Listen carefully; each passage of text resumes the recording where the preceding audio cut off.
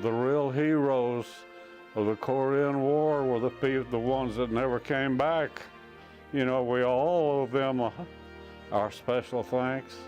Al Stanford served as a private first class in Korea in 1954.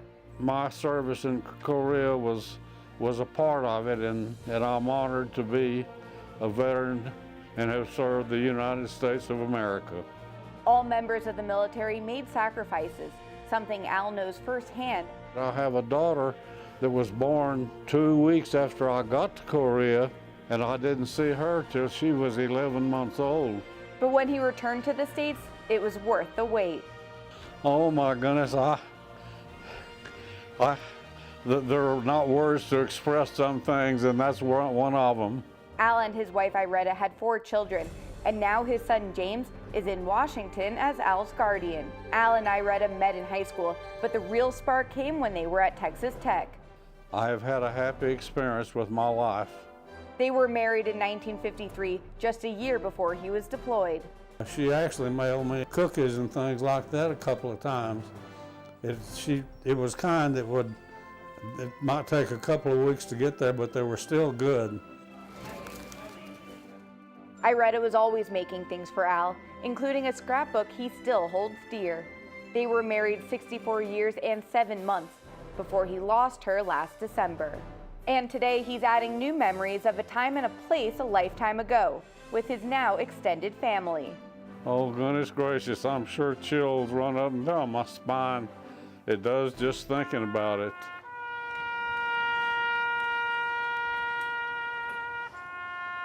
Because we all owe so much to those people in the Second World War, those people, men and women.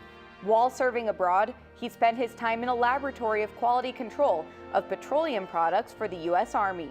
Because you sure wouldn't want an airplane that used 130 octane fuel to have any diesel fuel mixed with it or something.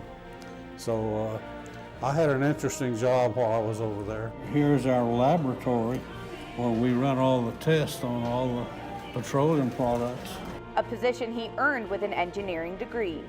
I graduated from college before I was drafted, and then I went to school in Bayonne, New Jersey, which, by the way, the school was the closest piece of land to the Statue of Liberty. So every day during that 4 months that we went to school, we could look right there and see the Statue of Liberty. So this was a pretty exclusive group of people. And he still holds his alma mater in high regard. Guns up, you better believe it, guns up. I also was a college athlete. I ran track in college. I ran the high and the low hurdles and the 440. That served me well when I got overseas in Korea. I participated in track meets in Korea and Japan also. And I got to drive a tank. But also what was interesting, you drove down the road and there were signs on each side that says, "Stay on road, minefield."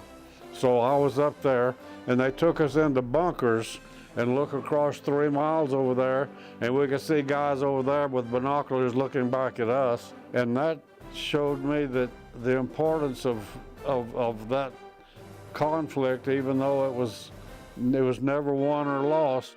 A conflict that's led to this trip of a lifetime. To all of the men and women who served over there in battle, and the real heroes, of course, are the ones that never came home. And this flight that we're going on, the honor flight, I felt like I didn't deserve to go for a long time because I didn't get shot at. And for the veteran whose arm had to be twisted to go on the honor flight, he's ready to return the favor. I want to wish all of the veterans, especially the Second World War veterans who have not been on this honor flight, you need to go on this honor flight. I know several that have not been, and I'm working on them to try to get them to go too.